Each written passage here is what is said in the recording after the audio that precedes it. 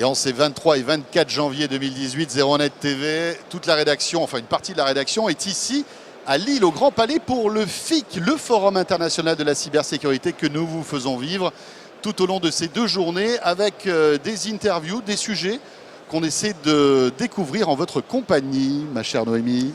Ravi de vous retrouver à nouveau. Et pour ce deuxième plateau, on va parler des risques auxquels vont être confrontées les entreprises en 2018. Et pour en parler, on retrouve Olivier Pantaléo, président de Provadis. Merci d'être avec nous à nouveau.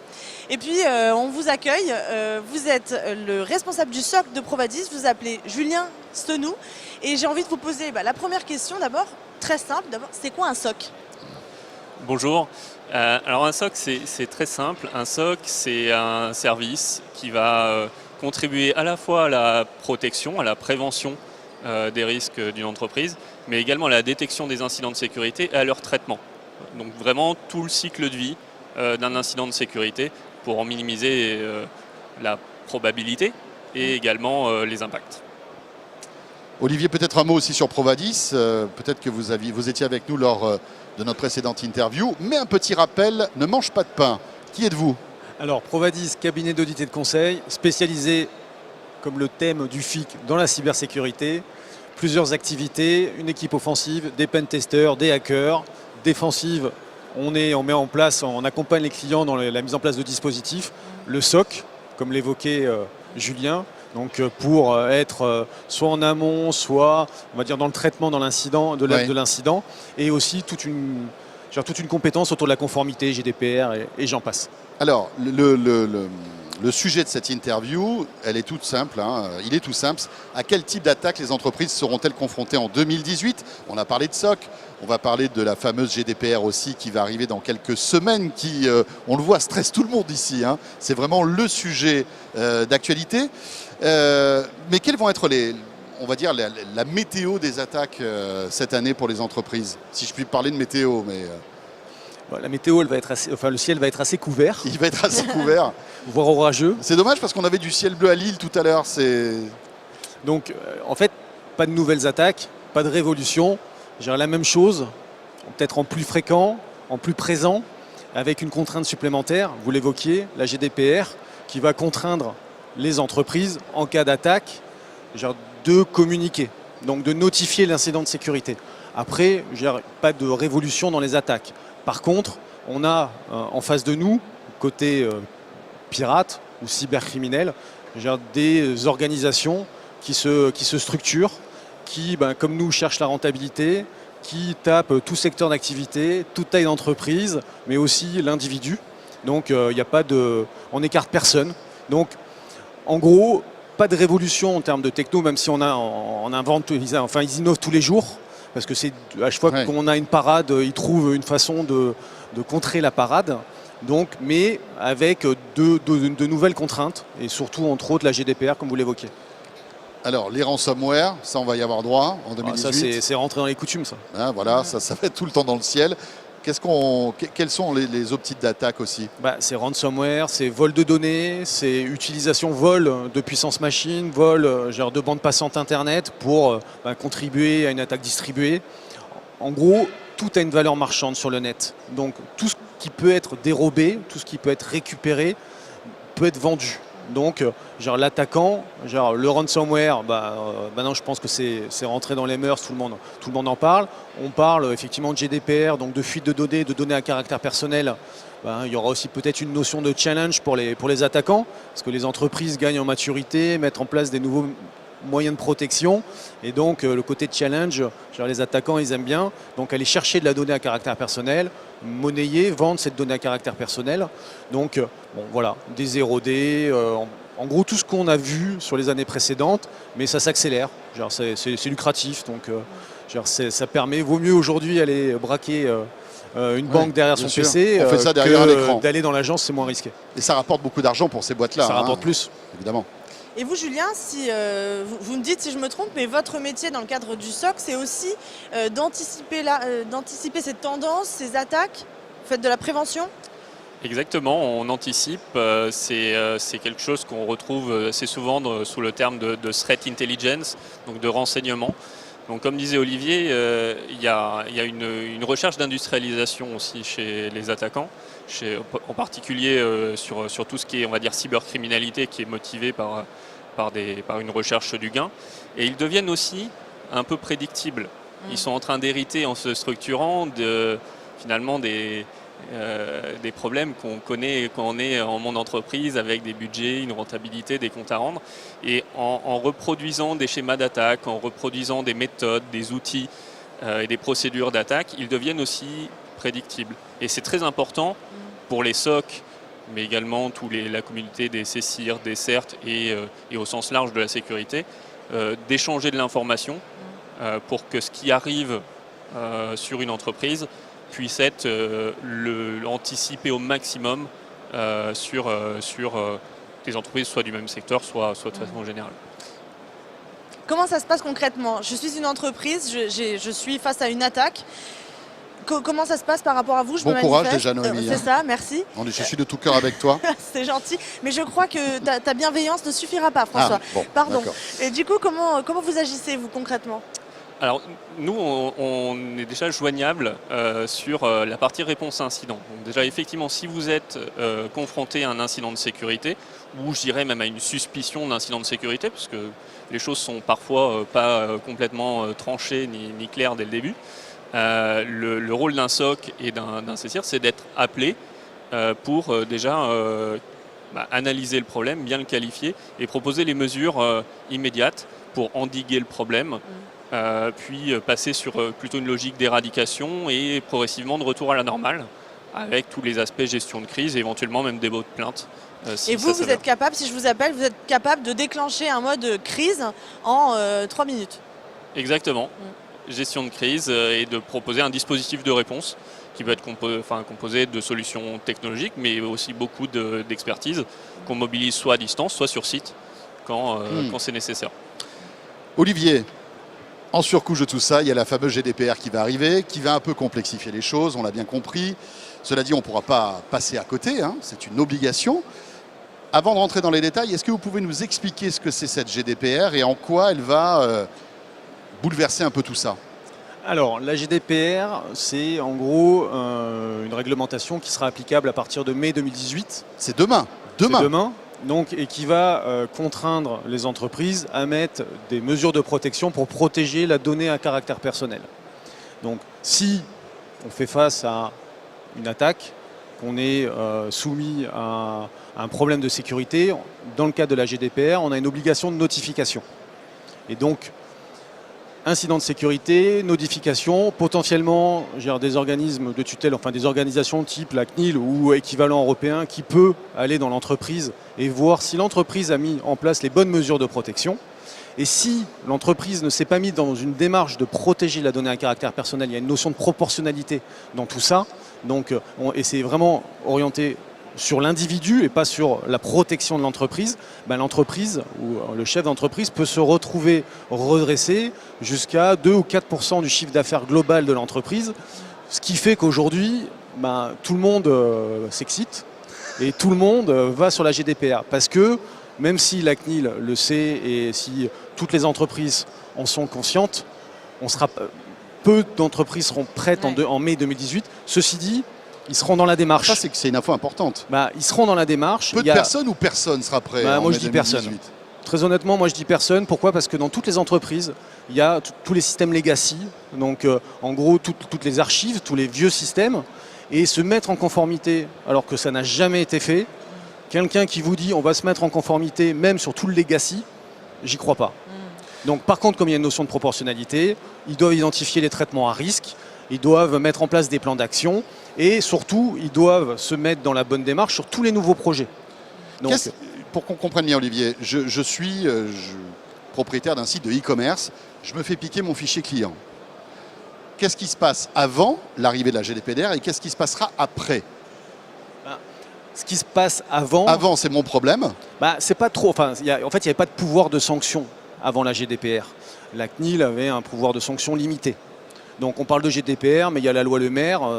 Depuis la loi Le Maire, la CNIL peut redresser, je crois, de mémoire jusqu'à 3 millions d'euros, gère une entreprise. Nous, on travaille avec des cabinets d'avocats pour lesquels des clients se sont fait redresser jusqu'à 1 million d'euros. Donc on n'en parle pas trop dans la presse parce qu'il n'y a pas cette obligation de notification. Donc, mais c'est déjà une réalité. Avant GDPR, on était victime d'une attaque, ça passait sous les radars, on gérait la relation avec l'individu, il n'y avait pas de sanctions ou de sanctions importantes. Là, c'est une loi, c'est une réglementation, donc c'est cadré, c'est défini. Donc on n'est pas conforme, on n'a pas mis en place le bon dispositif, on peut être redressé jusqu'à 2 ou 4% de chiffre d'affaires. Le 1er mai, c'est fini. Enfin, je veux dire. Mais c'est déjà le cas aujourd'hui. Ce que j'évoquais dans le cadre de la loi Le Maire, la CNIL a un pouvoir de sanction. Et nous, on accompagne des cabinets d'avocats. Mais il y a des menaces vraiment importantes à partir du moment où la RGPD sera mise en place. Oui, en fait, c'est le vol de la donnée à caractère personnel. Les menaces qu'on connaît, alors pas forcément le ransomware, parce que le ransomware, ça crypte la donnée, donc ça n'a pas pour objectif de voler la donnée. Mais après, on pourra avoir des variantes de ransomware qui vont aussi dérober ou permettre de dérober la donnée.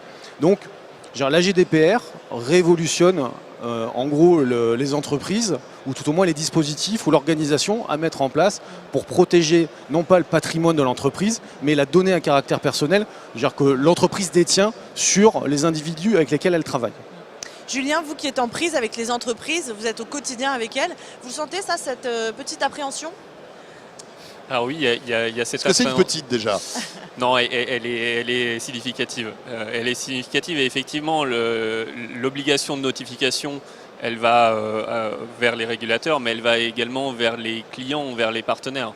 Et effectivement, ce risque d'image qui pouvait être minimisé par un traitement, on va dire, très discret d'une affaire, va être, si ce n'est impossible, en tout cas très très compliqué dans le cadre de cette réglementation. Ce qui est important aussi, c'est que cette obligation de notification, ça va aussi avoir un effet positif qu'on ne voit pas du premier abord, c'est que ça va donner beaucoup de matière à traiter sur l'incidentologie. Alors ça va contribuer à peut-être effectivement aux assureurs dont vous parliez juste avant, mais également aux experts pour mieux appréhender la réalité de l'incidentologie. Ce que vous êtes en train de nous dire, c'est que là, les entreprises ne pourront plus cacher finalement ce qui leur arrive, c'est ça ? Voilà, et qu'il y aura des registres qui pourront être consultés. C'est une mine d'informations. Exactement. Olivier, j'imagine que pour une entreprise, c'est un surcoût, cette fameuse RGPD. Est-ce qu'on arrive à le chiffrer, ce surcoût ? Alors, on le chiffre un peu au cas par cas. Donc on met en place une organisation, un dispositif pour gérer tous les nouveaux projets et les mettre dès la conception en conformité avec la réglementation. Donc ça dépend de la taille de la structure, ça dépend de ses produits, ça dépend de la cible.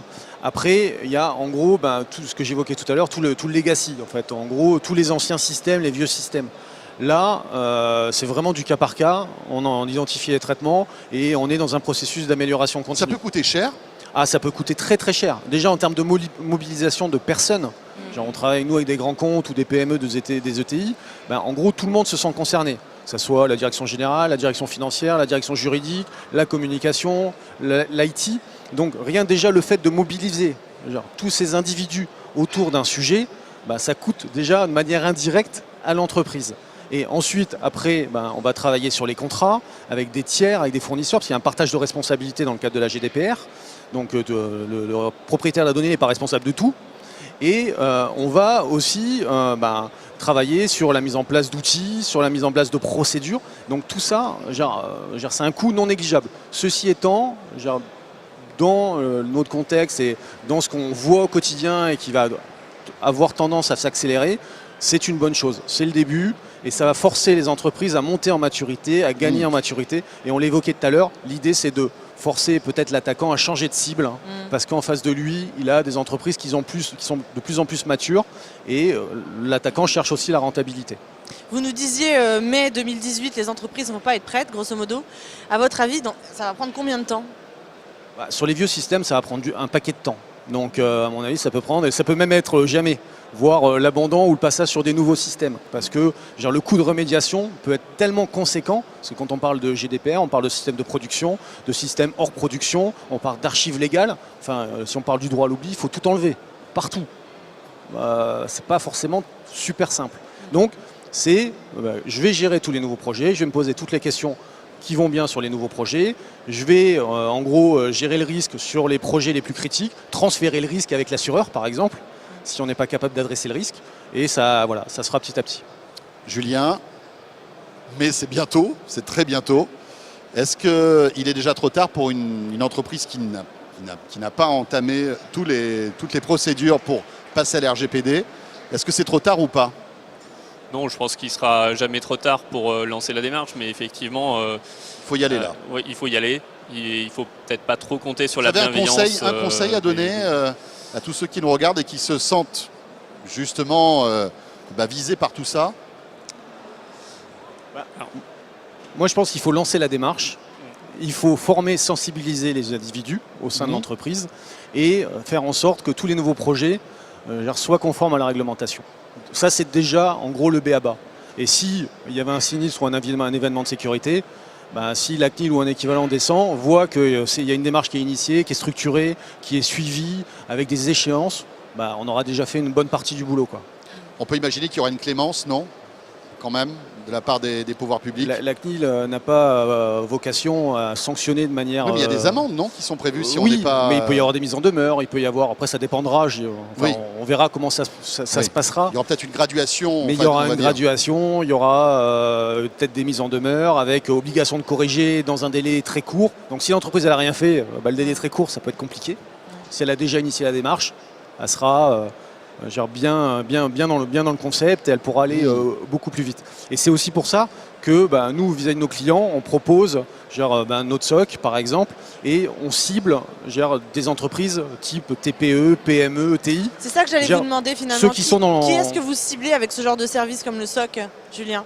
Alors, le SOC, effectivement, on a fait un parti pris très tranché quand on a démarré cette activité avec Provadis, de vraiment traiter le sujet pour les PME et les ETI, qui sont effectivement ciblés par les attaques. C'est-à-dire des entreprises qui n'ont pas elles-mêmes un service très puissant en interne. Qui effectivement n'ont pas toujours un service informatique très puissant, qui n'ont pas forcément de référent sécurité ou de RSSI établi. Et donc effectivement, c'est toute une gamme d'entreprises qui sont de plus en plus, je dirais même les premières victimes, qu'elles soient victimes de la cybercriminalité opportuniste, on parlait beaucoup des ransomware, de ce type de choses, mais également de choses un peu plus ciblées. Il suffit de voir le nombre de PME qui contribuent à la production finalement d'entreprises plus grandes qui peuvent être elles-mêmes, je dirais, la cible finale d'une action entreprise. Effectivement, nous, on a choisi de travailler exclusivement sur ces entreprises-là, en tout cas sur les activités de service managé, pour proposer des solutions qui sont effectivement simples, accessibles et dont, je dirais, le fonctionnement part du principe qu'en face de nous, on n'aura pas une bande passante très conséquente des équipes IT. Olivier, pour conclure. Et pour conclure, financièrement accessible. L'idée, c'est pas d'arriver avec l'artillerie lourde pour déployer un SOC, c'est d'être agile. Donc, c'est d'augmenter le niveau de maturité de nos clients sur un ensemble de sujets. C'est donc de forcer l'attaquant à changer de cible. Donc, il n'est pas nécessaire pour autant de tout de suite dépenser des milliers, voire des dizaines de milliers d'euros ou des centaines de millions d'euros par an.